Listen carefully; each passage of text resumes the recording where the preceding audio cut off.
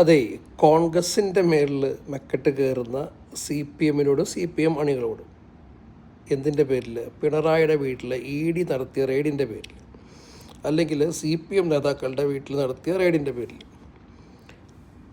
ഒന്ന് പൗസ് ചെയ്തിട്ട് നിങ്ങൾ നേരെ പോവും.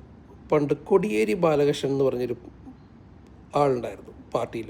അദ്ദേഹം ഇന്ന് ജീവിച്ചിരിപ്പില്ല. അദ്ദേഹത്തിൻ്റെ മകൻ്റെ കേസ് വന്നപ്പോൾ പിണറായി വിജയൻ്റെ ഒരു വാർത്താ സമ്മേളനമുണ്ട്, പോയി നിങ്ങൾ പരിശോധിച്ചാൽ മതി. പിണറായി വിജയൻ്റെ വാക്കുകൾ എന്തായിരുന്നു? കമ്മ്യൂണിസ്റ്റ്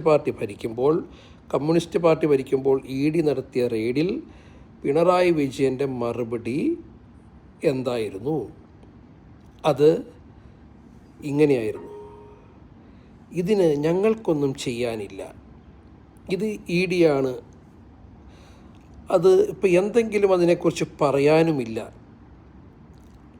തെറ്റ് ചെയ്തിട്ടുണ്ടോ എന്നും ഞങ്ങൾക്കറിയില്ല, പക്ഷേ എന്നൊക്കെ പറഞ്ഞ് ഒരു സംഭാഷണം ഉണ്ടായിരുന്നു. രസകരമാണ് ആ സംഭാഷണം.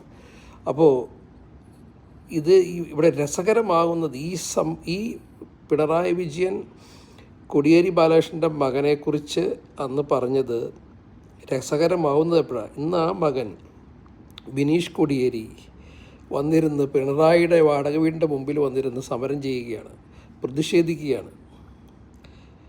ഒരു കാലത്ത് അവരെ പിടിച്ചുകൊണ്ട് പോയി ഏകദേശം എത്ര നാൾ ജയിലിലിട്ടെന്ന് എനിക്കറിയില്ല, ഓർമ്മയില്ല. പക്ഷേ ജയിലിൽ കിടന്നു, ബാംഗ്ലൂരാന്ന് തോന്നുന്നു.